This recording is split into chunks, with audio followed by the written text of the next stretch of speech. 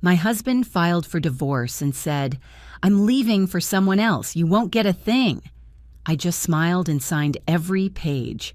He celebrated for a week, but when he saw the signed documents, Good day, dear listeners. It's Diana again. I'm glad you're here with me. Please subscribe to my channel and like this video, and also let me know in the comments which city you're listening from. That way I can see how far my story has traveled. I built that life with my own hands, not metaphorically, literally. I was the one who stayed up until 2 in the morning during our first years together, balancing spreadsheets on the kitchen table, while Daniel slept peacefully in the next room. I was the one who took the second job when his landscaping business nearly collapsed in 2014. I was the one who found the house on Mercer Lane, negotiated the price down by $11,000, and repainted every single room that first summer because we couldn't afford contractors. My name is Claire Harmon. I was 38 years old when my husband handed me a manila envelope across our kitchen table and told me our marriage was over. But I'm getting ahead of myself. Before that Tuesday morning, I had considered us, by any ordinary measure, a stable family. Daniel and I had been married for 14 years. We had a daughter, Lily, who was 12 and obsessed with marine biology. We had a golden retriever named Biscuit who shed on everything. We had a mortgage with 9 years left on it, a joint savings account, and a standing Friday dinner reservation at Carmine's on 5th. We had, I believed, a life. Daniel ran his landscaping company, Harmon and Green, though there was no green, he just liked the sound of it, and I worked as a senior project manager at an architectural firm downtown. My salary had quietly become the backbone of our household income, especially after Daniel's business partner left in 2019, and the company never quite recovered its momentum. I didn't resent that. Marriage is a long game, and I had always played it as one. The first signal came in October. I noticed it the way you notice a draft in a house, not all at once, but as a persistent chill you can't quite locate. Daniel started keeping his phone face down, not occasionally, always. He'd been informal with his phone for years, leaving it on the counter, tossing it on the couch. Suddenly, it was always in his pocket, always screen down, always password locked. I told myself it was nothing. Men are private. People change habits. Then came November. He started working late on Thursdays. Daniel's business had never required Thursday evenings. Landscaping is a daytime profession, and the administrative side, what little there was, he usually handled on Monday mornings with a cup of coffee and a legal pad. But suddenly, there were Thursday client consultations, a new account in Riverside, a commercial property out past the highway that needed constant attention. I asked once, casually, if I could see the contract. He said he hadn't printed it yet. I filed that away. The geography of our house changed, too. There's a particular intimacy to 14 years of marriage. You know exactly how a person moves through a shared space. You know the sounds they make, the patterns, the rhythms. Daniel and I had always watched television together on the couch after Lily went to bed, his feet in my lap, my hand resting on his ankle without either of us thinking about it. By December, he was watching from the armchair. By January, he was going to bed before me. I was not a suspicious woman by nature. I had never been the kind of wife who checked receipts or questioned mileage, but I was a project manager. My entire professional life was built on pattern recognition, on noticing when something was off schedule, off budget, off plan, and something was very, very off. The woman's name, I would later learn, was Mara. She was 31. She did social media consulting, which Daniel apparently found impressive. She had met him at a trade expo in September, the same trade expo I had helped him register for, the hotel room I had booked on my credit card, the overnight bag I had packed for him because he always forgot to bring enough socks. But I didn't know any of that yet on the Tuesday morning in February when I came downstairs to find Daniel already dressed, standing at the kitchen table, a manila envelope in front of him like a prop in a play he'd been rehearsing. He didn't look guilty. That was the thing that stayed with me longest afterward. He looked resolved, almost relieved. "I want a divorce," he said. "I'm leaving. I'm in love with someone else." He pushed the envelope across the table. "You're not going to get anything, Claire. I've talked to my lawyer. Sign these and we can make this clean."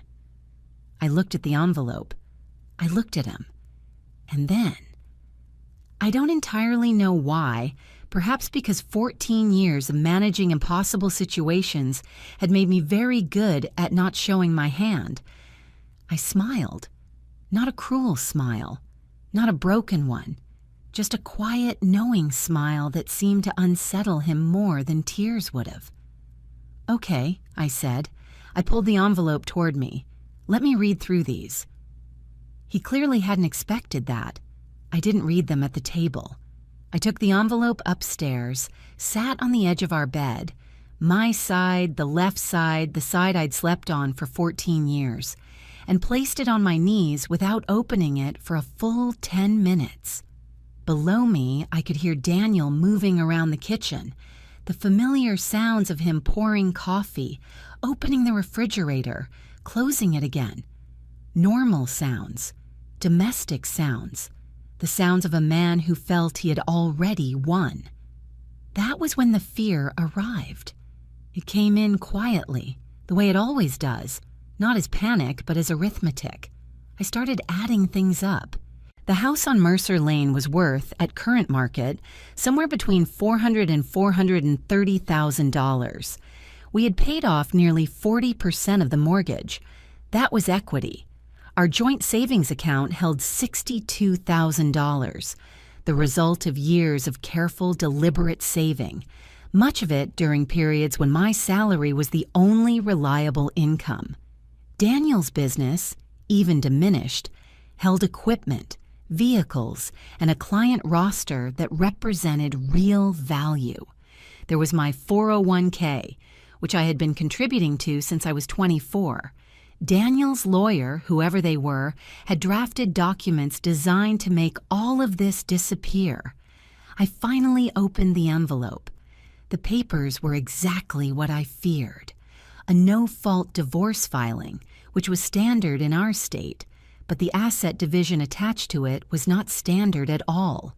It proposed that the house be sold and proceeds split, which sounded fair until you read the fine print, which structured the split in a way that accounted for a business loan.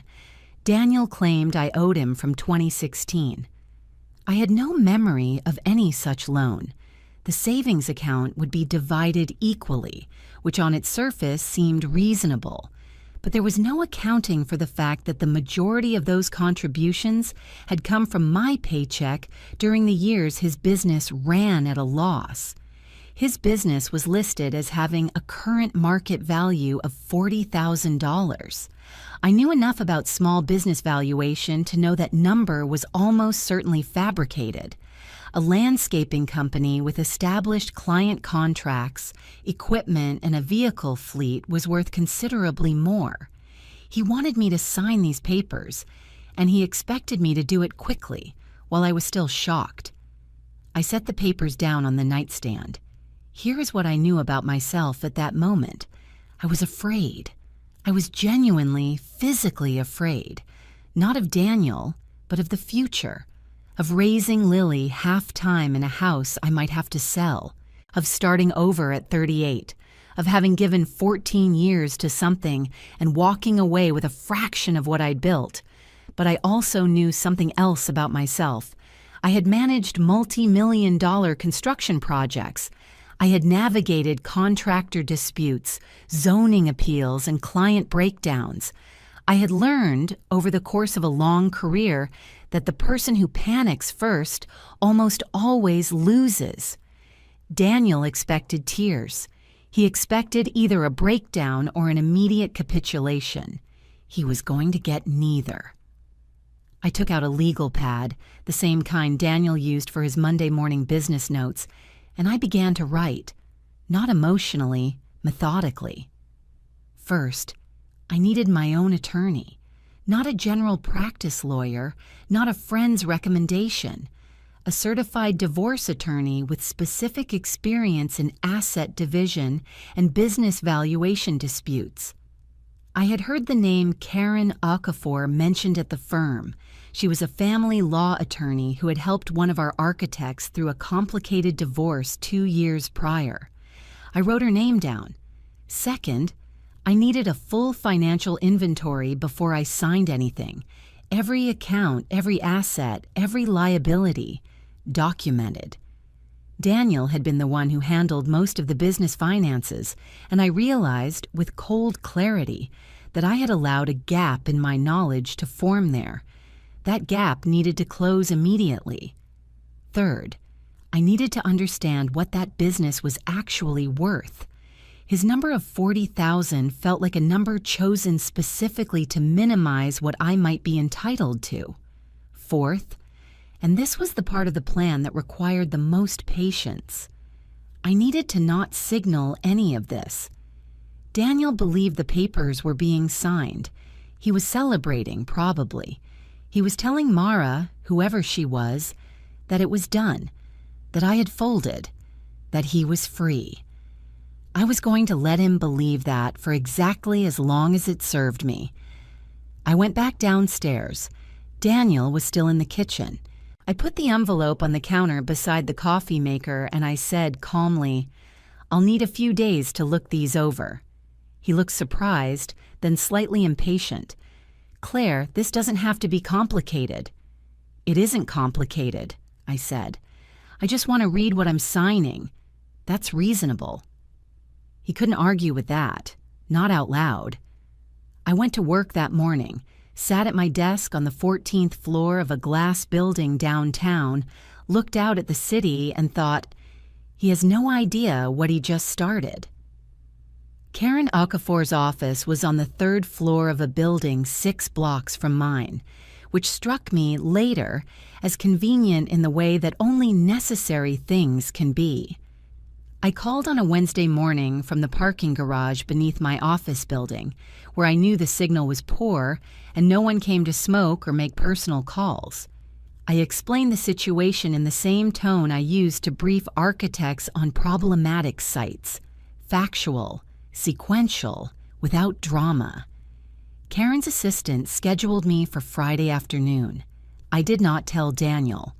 Those 2 days between the call and the appointment were, in some ways, the hardest of the entire ordeal.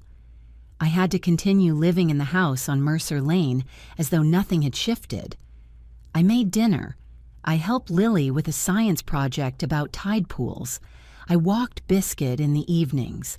Daniel moved around the periphery of our household like a man waiting for a transaction to complete, present but already mentally elsewhere, looking at his phone with an expression I had seen before, but only now understood.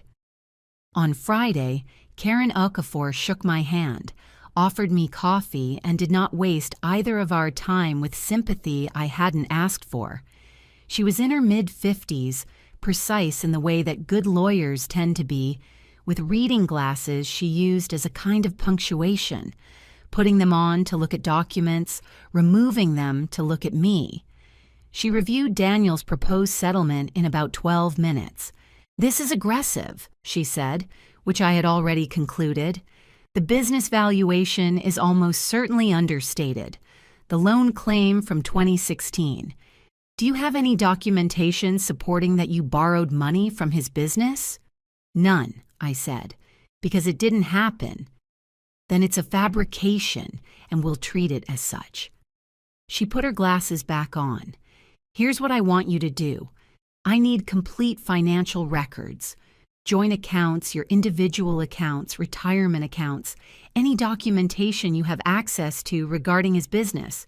Don't move money, don't close accounts. Just document." "I know," I said. I've already started.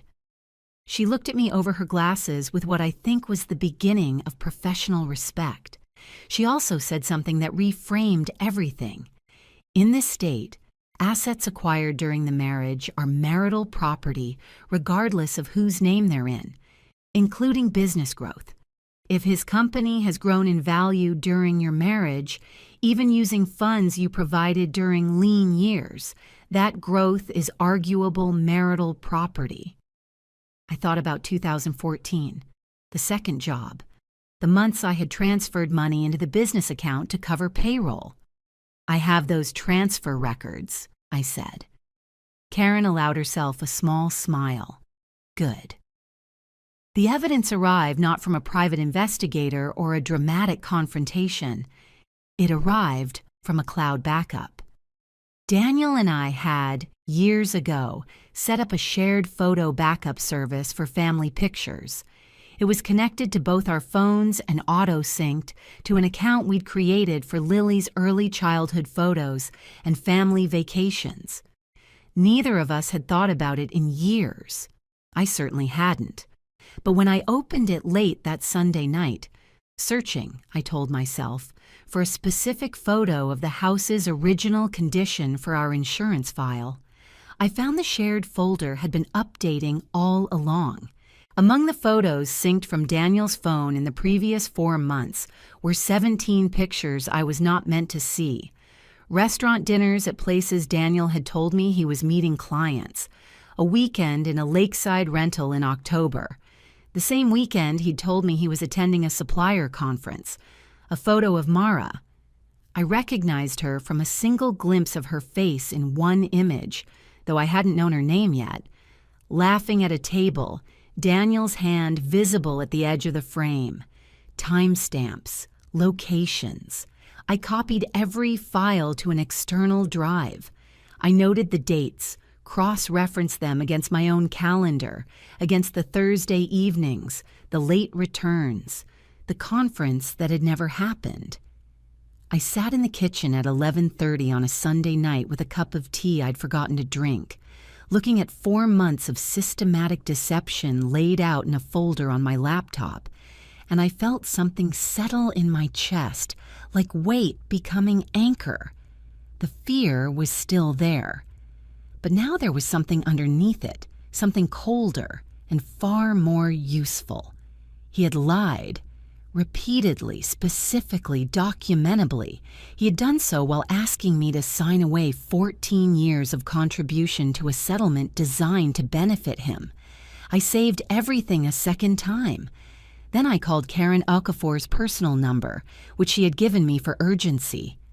"I have documentation," I said when she picked up. "What kind?" "Photographic, time-stamped, cross-referenceable with statements he made to me directly." There was a brief pause. "Can you come in Monday morning?" "Yes," I said. "Don't sign anything before then." "I wasn't planning to," I said. I closed the laptop. Through the kitchen window, the street was dark and quiet. The house on Mercer Lane held its nighttime sounds, the hum of the refrigerator, biscuits settling on his bed in the hallway, the distant sound of Lily turning over in her sleep. This was my house, my daughter's house, my 14 years, and I had just found the lever. Karen filed our formal response on a Wednesday morning in late February. It was not a counteroffer. It was a comprehensive contestation of the asset valuation, of the fictitious 2016 loan, of every number Daniel's attorney had submitted. It included, as a supporting exhibit, a financial timeline I had spent the better part of 2 weeks compiling. Every transfer I had made from my personal account into the business during the difficult years, every mortgage payment traceable to my paycheck during the stretches when Daniel's revenue had been insufficient, a professional business valuation I had quietly commissioned from a certified appraiser named Roy Finch, who put Harmon & Green's current market value at $112,000, nearly 3 times Daniel's stated figure. We also included the documentation from the cloud backup, not as an emotional argument, but as legal evidence of deception relevant to the settlement negotiation. In our state, fault does not alter property division, but evidence of ongoing deception during settlement discussions is admissible to establish bad faith. Daniel's lawyer called Karen before noon. The call, by Karen's account, was heated. Daniel himself called me at 2 p.m. on my cell phone while I was at my desk. I let it go to voicemail. He called again at 2:15. I let that go too. At 2:30, I listened to both messages. The first was controlled. He said we needed to talk, that I was making things complicated unnecessarily, that he had a lawyer, and I should let the lawyers handle this without involving that kind of documentation. The second message was less controlled. He said I had gone through his private property. He said I was trying to destroy him. He said if I thought this was going to end well for me, I was mistaken. He used a word I won't repeat, and then he caught himself and said he was sorry. It was stress, but that I needed to understand that he had people who would testify to my behavior during the marriage, that I had been cold and emotionally unavailable, and that a judge would see that. I saved both voicemails. I forwarded them to Karen. Then came Mara. I hadn't anticipated direct contact from her, and in retrospect, I should have. She was not a passive participant in this situation. She had been, from what the photographs suggested, an active and willing one. She found me, apparently, through my work LinkedIn profile. The message was long.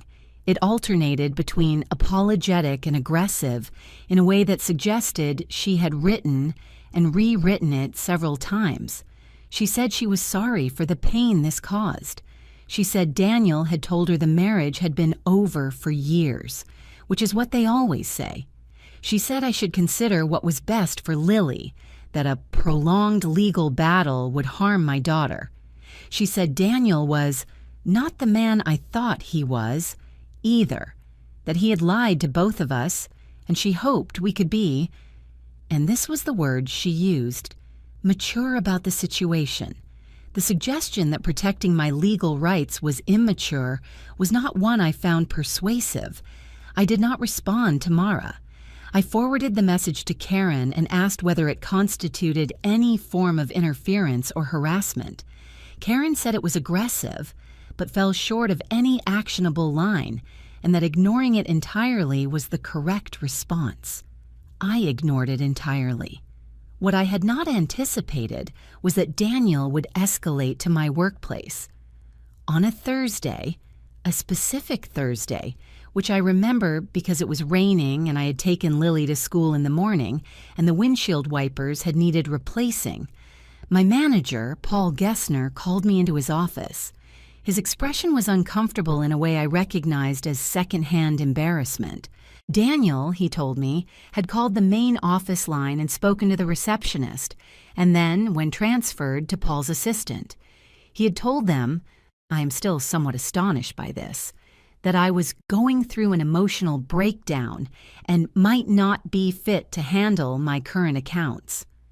Paul looked at me across his desk and said, I didn't believe a word of it, but I wanted you to hear it from me. I thanked him. I was calm. I was so calm, in fact, that Paul asked if I was all right, and I told him the truth, that I was going through a divorce, that my husband was upset about the legal proceedings, and that I was completely functional and professionally uncompromised.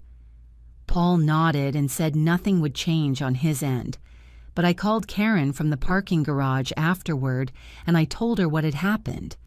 That, she said, is actionable.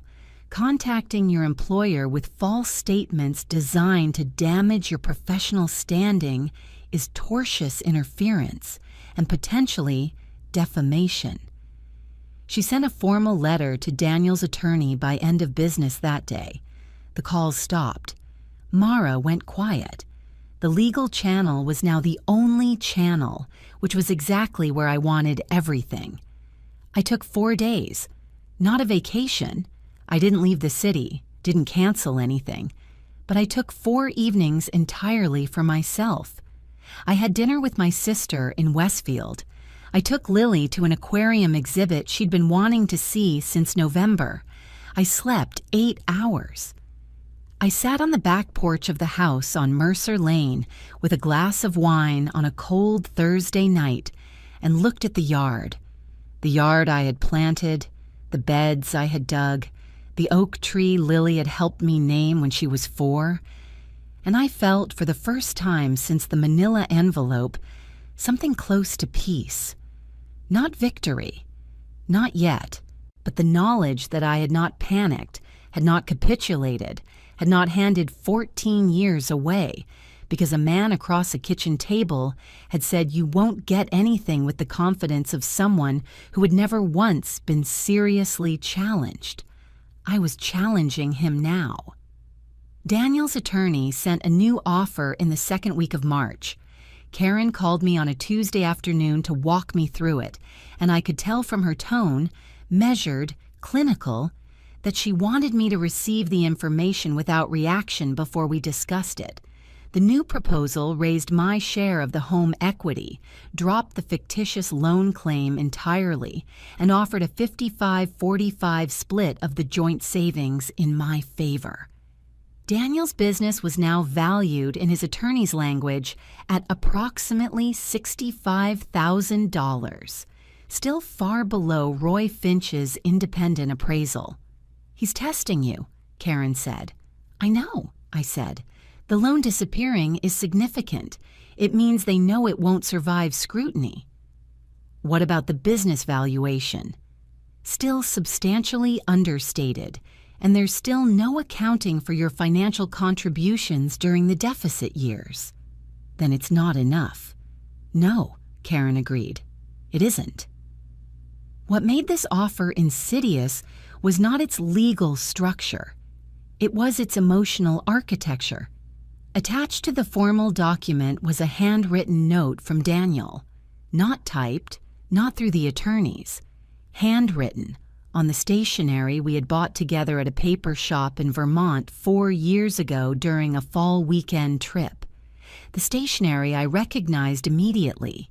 He wrote that he knew things had gone wrong between us, that he wasn't proud of how he'd handled the announcement, that Lily deserved parents who could be civil to each other, that he hoped we could end this with dignity, and that the new offer was evidence of his good faith. The use of Lily's name was deliberate. The handwritten format was deliberate. The Vermont stationery was either thoughtless or the most manipulative detail in the document, and I genuinely couldn't determine which. I set the note aside. I was not cold about it because I didn't feel anything. I was cold about it because I felt too much, and I had learned, over the past weeks, to treat my emotions as data rather than instructions. The note told me Daniel was anxious. The offer told me his attorney had assessed their position as weaker than initially presented. The disappearance of the loan told me they had been trying a bluff, and I had called it. I dictated my response to Karen: decline. Counter with the Finch valuation as floor, full accounting of financial contributions, and equitable division of all assets, including business growth during the marriage. Mara, during this period, was quiet in an official capacity, but I became aware, through a mutual acquaintance named Deborah, who worked in the same industry orbit, that Mara had been telling people in their shared social circle that I was dragging out the divorce out of bitterness, that I was weaponizing the legal process, that Daniel was the real victim of a woman who refused to let go. I heard this from Deborah over coffee one Saturday, delivered with the careful neutrality of someone who wanted me to know but didn't want to be involved. "Do you want me to say something to anyone?" Deborah asked. "No," I said. "Thank you for telling me." I meant it. Deborah was one of 3 people outside my immediate family who knew the full scope of what was happening, and her loyalty, uncomplicated, unasked for, meant more to me than I expressed at the time. The other two were my sister Rachel and a colleague named Priya, who had been through her own divorce 6 years prior and had become, without either of us naming it, a kind of guide. Priya did not offer advice I hadn't asked for. She checked in with brief, practical texts. "How are you sleeping? Have you eaten today? Do you need me to take Lily on Saturday?" And when I said I was fine, she believed me, which was the most useful thing anyone can do for a woman who is managing something difficult and does not want to be treated as fragile. Those 3 women formed a quiet circle around me during that month, and I didn't fully understand until much later how much that circle held me upright. I told Rachel one evening, over the phone while she was making dinner and I was sitting in my parked car outside the grocery store, that I was scared. Not of the legal outcome. I believed in the legal outcome. I was scared of what winning would actually feel like. Whether I would get to the other side of this and find that the scaffolding I'd been running on had given me no time to actually grieve. Rachel was quiet for a moment. Then she said, "You'll grieve later. Right now, you're building the ground to grieve on. Keep going." I sat in the parking lot for another 10 minutes after we hung up. Then I went in and bought groceries and came home and made dinner and helped Lily with her homework and did not let any of it show on my face. That was the month I became, I think, genuinely difficult to beat. They came on a Saturday. I should have anticipated it. Looking back, the timing was not random. The following Monday was a scheduled deposition, the first formal occasion on which Daniel would be required to speak about the business finances under oath. The weekend before was the last moment for an informal approach.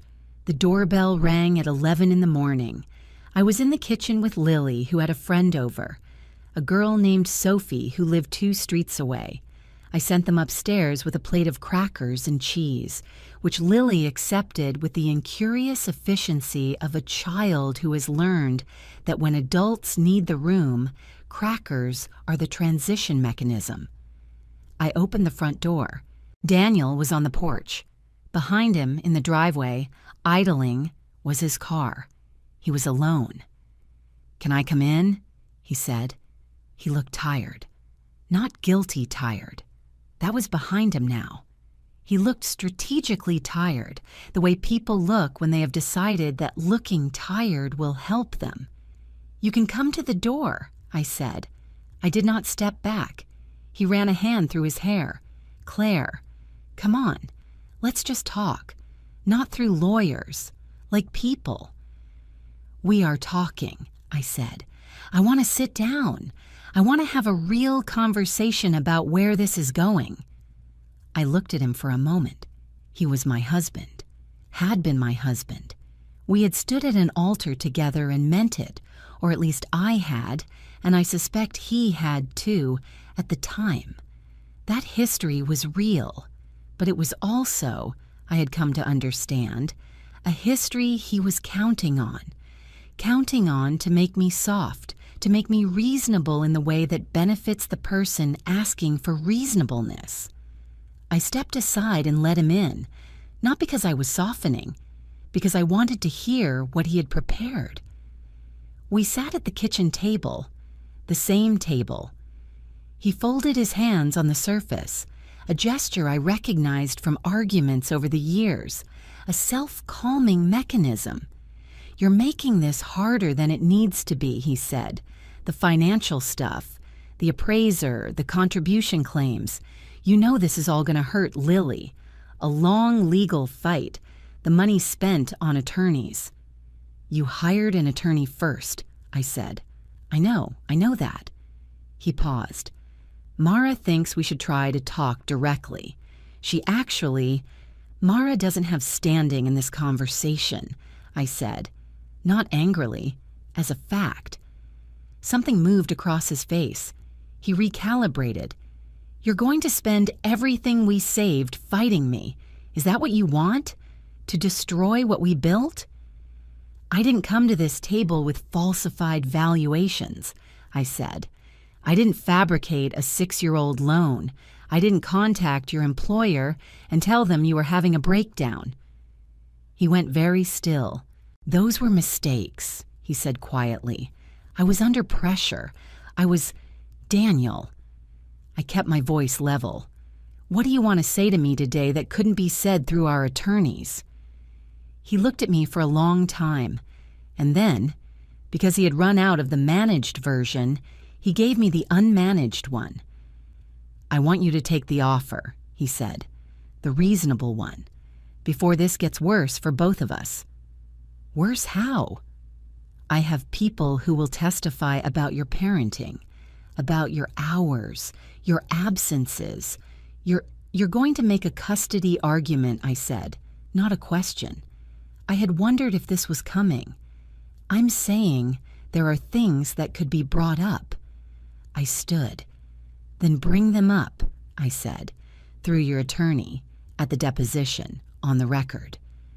I walked to the front door and opened it. I think we're done. He stood slowly. He looked at me one more time, and what I saw in his face was not anger exactly, but the expression of a man who had genuinely believed he could walk back in here and reset the board, and was now recalibrating to a reality in which that had not happened. He left. I closed the door. I stood in the hallway for a moment. My hands were steady. My breathing was steady. But underneath the steadiness there was something cold and live, fear, or something adjacent to it. He had mentioned custody. That was the word I had been carrying for weeks, like a stone in my chest, the word that could cut through all the financial logic and reach something that had nothing to do with valuations or appraisals. Lily. I breathed. I let the fear exist, and then I did what I had learned to do with fear. I didn't suppress it, and I didn't follow it. I held it still and felt how it resolved, slowly into something harder and more directional. He had threatened my daughter. Good. Now I knew exactly what I was protecting. The deposition was held on a Monday morning in a conference room on the 9th floor of a downtown office building that looked like every conference room in every office building. Beige walls, a long table, water pitchers, nobody touched. Karen and I arrived 11 minutes early. Daniel arrived exactly on time, with his attorney, a man named Brackett, who had a practiced reassurance about him that I recognized as the professional cousin of Daniel's own managed presentation. They sat across the table. Daniel didn't look at me. I looked at him steadily. I had no reason not to. I had not slept poorly the night before, which surprised me when I woke at 6 and realized it. I had expected insomnia, the particular kind that comes before consequential mornings, the replaying, the anticipating, the catastrophizing. Instead, I had slept 7 hours and woken with a clarity that felt almost architectural, everything in its place, everything accounted for. I had done the work. The work was in the binders Karen was carrying in a structured bag by her left side. All that remained was to let it speak. The deposition was conducted by Karen and covered, in sequence, the business finances, the history of our joint accounts, and the specific financial transfers from my accounts to the business during the deficit years of 2013 through 2016. Daniel's answers in the first 20 minutes were measured. His attorney had prepared him well. He acknowledged the transfers but characterized them as informal loans repaid through household contributions, a construction so legally nebulous it was almost artistic. When Karen asked him to specify the form of repayment, he said the repayments had been in kind, meaning, he implied, through his labor in maintaining the household. Karen let that sit for a moment. The court reporter typed. The silence in the room had texture. Then she placed a binder on the table, tabbed, indexed, organized in the way that documents prepared to be taken apart in sequence are organized. The first tab was the bank records. 14 months of transfers, dated and itemized, totaling $68,000, moved from my personal account into the Harmon & Green business account between January 2013 and April 2015. Amounts I had documented from our archived records, which I had been meticulous about maintaining because I am, at core, a project manager, and project managers archive. Mr. Harmon, Karen said, in 2013, when your business was operating at a deficit, your wife transferred funds from her personal account to your business account on 14 separate occasions. Is that correct? Yes, he said. She was supporting the business. As an investment or as a loan? We were married. It was household funds.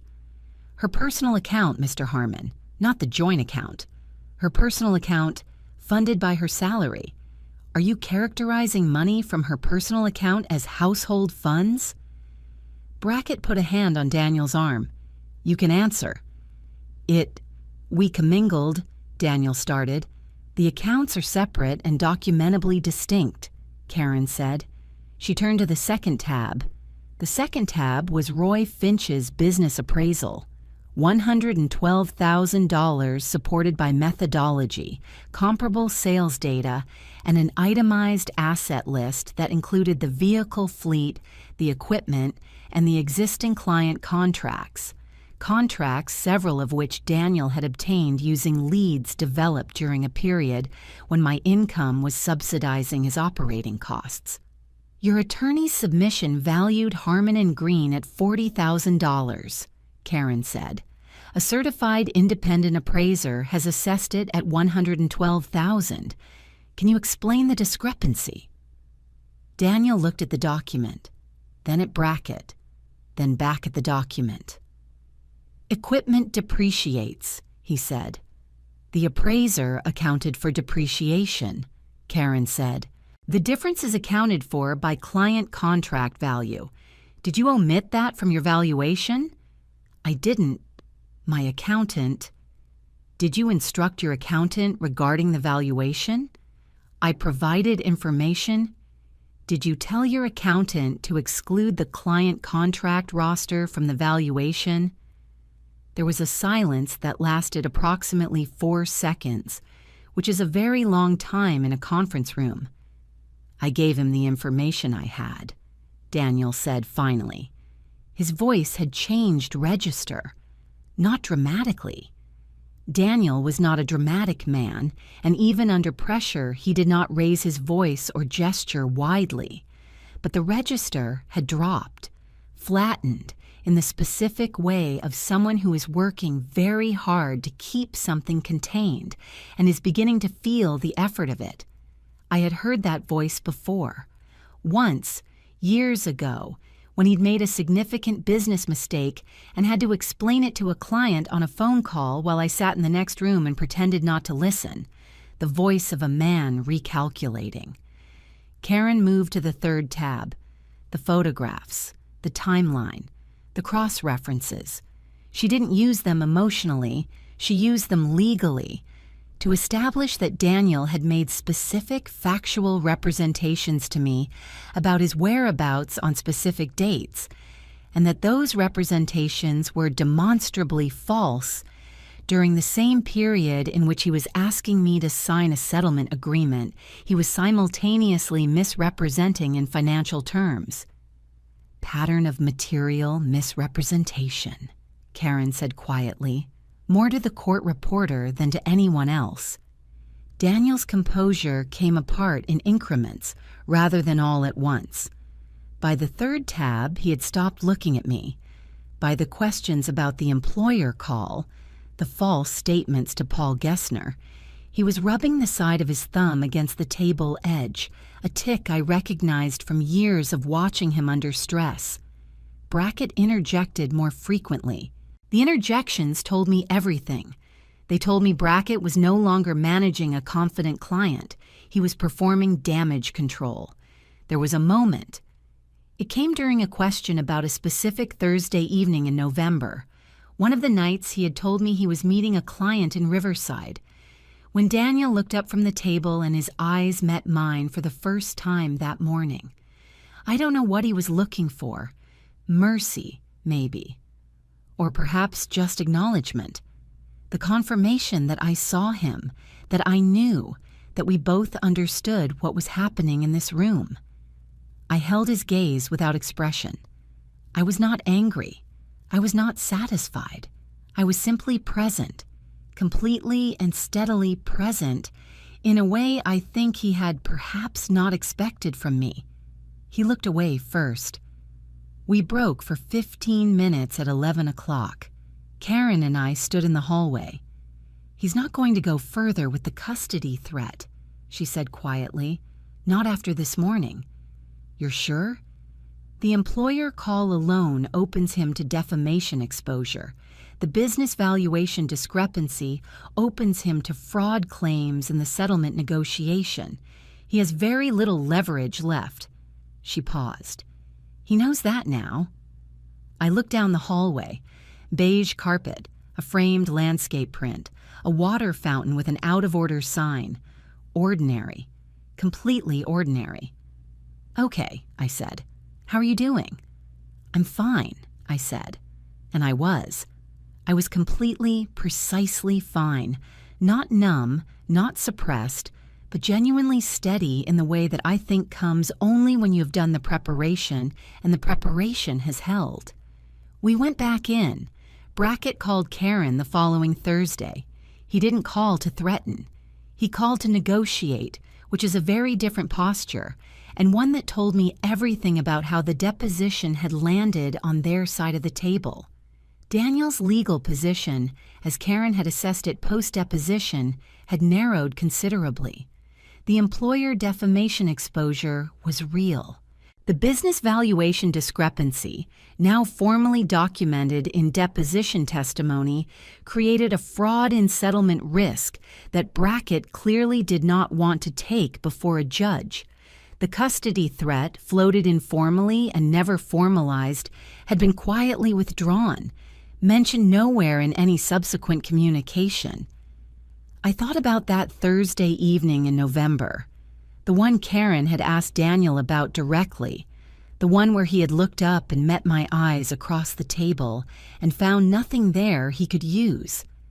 I thought about how the machinery of consequence works, slowly, without drama, through documentation and patience, and the simple refusal to be hurried into signing something before you understand what it says. Karen and Brackett spoke for 90 minutes. She called me at the end of the afternoon. "They're willing to settle," she said.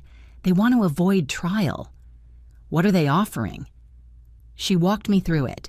The house would be sold with 60% of the net proceeds going to me, this accounting for the documented financial contributions during the deficit years, which were now formally established rather than argued.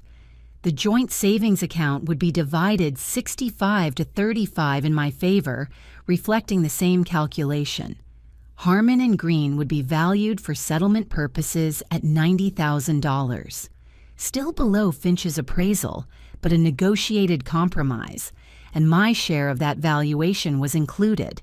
The fictitious 2016 loan claim was withdrawn entirely and would not appear in any final documentation. Daniel would retain the business and its liabilities. I would retain my 401k in full. Child custody was joint, with primary residence with me, standard visitation schedule, and child support calculated on our respective incomes. "Karen," I said. "Yes."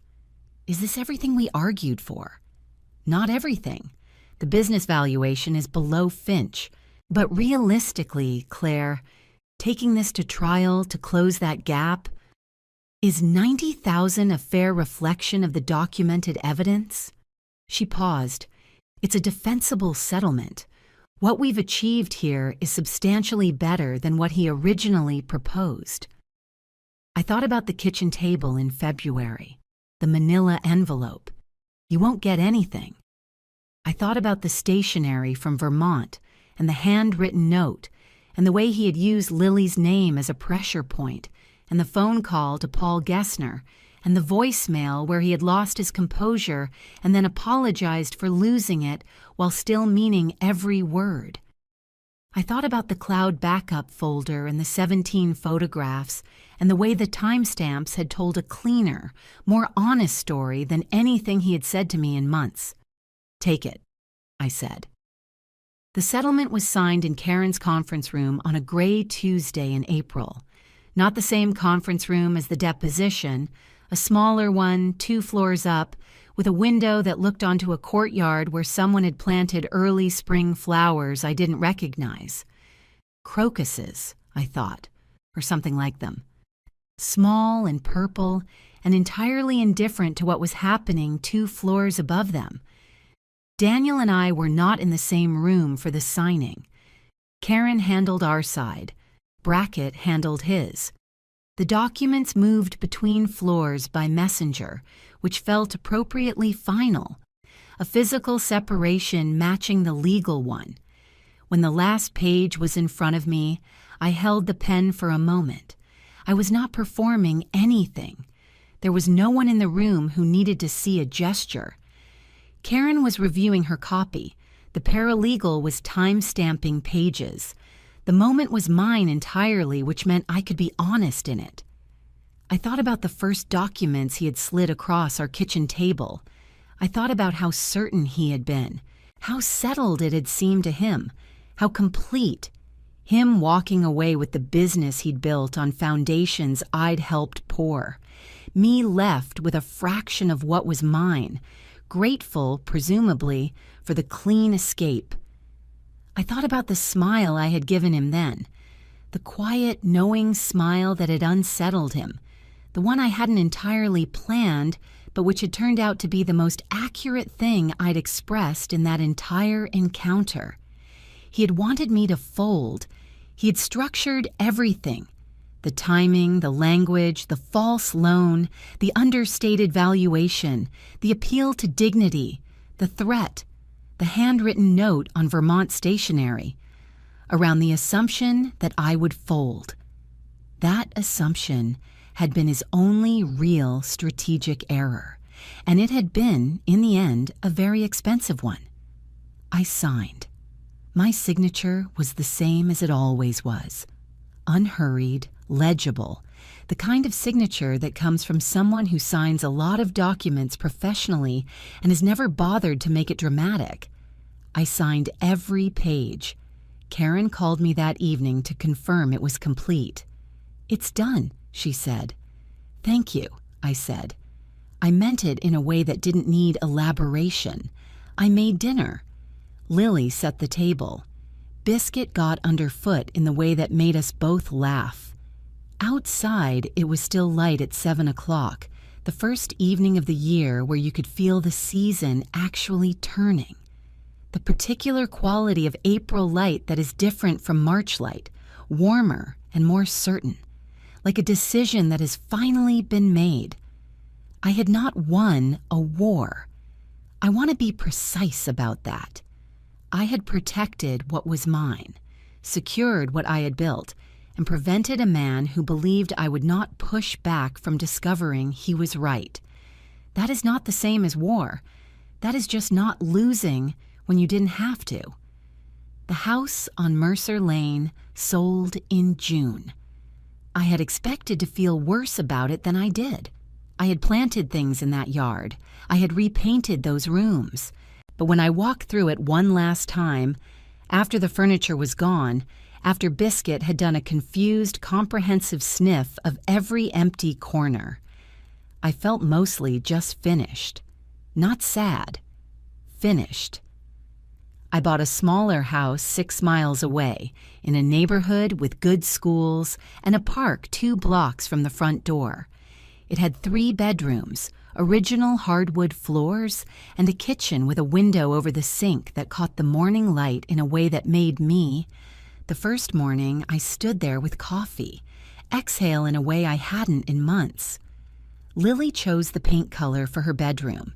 She chose a deep teal that I would not have chosen, which meant it was exactly right.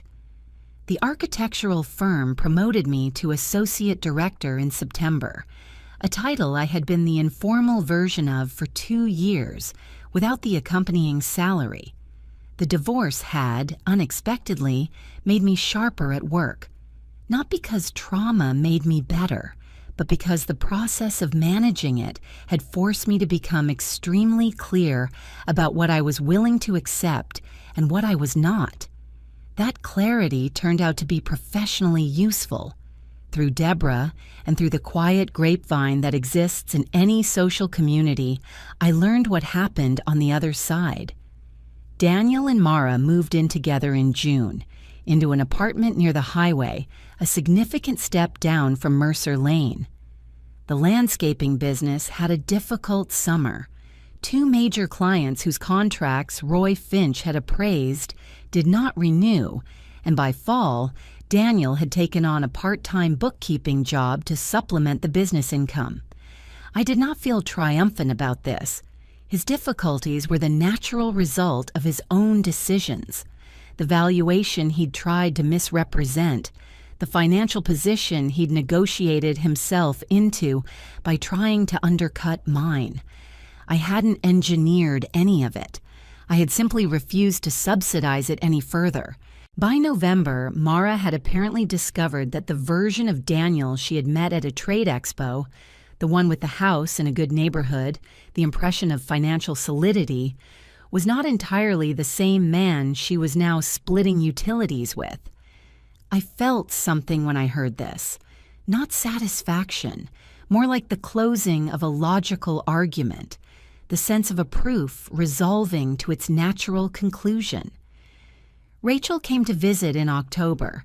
We opened a bottle of wine and sat on the back porch of the new house, and I told her the whole story from beginning to end. She listened without interrupting. "You scared me," she said when I finished. "I know." "Not because I thought you'd lose, because I know what it costs you to run at that pitch for that long." I looked at the yard. Smaller than the old yard, a blank slate. Next spring, I was going to plant things. "I'm okay," I said, and I was, in the way that is different from fine. Not a performance, but a genuine assessment. Lily asked me once, in December, if I was happy. I thought about it seriously, the way she deserved. "Yes," I said, "I am." She nodded with the gravity of a 12-year-old who has been through something and come out wanting things to be true. "Good," she said. And then she went back to her book about coral reefs. He told me I wouldn't get anything. He was wrong. Not because I was lucky, but because I didn't sign anything I hadn't read, didn't surrender anything I hadn't verified, and didn't mistake composure for defeat. The lesson isn't about divorce. It's about knowing your own value clearly enough that no one else's assessment of it can move you. What would you have done, sitting at that kitchen table with that envelope in front of you? I'd love to know. Leave a comment. And if this story stayed with you, subscribe. There are more of them. Thank you for being here.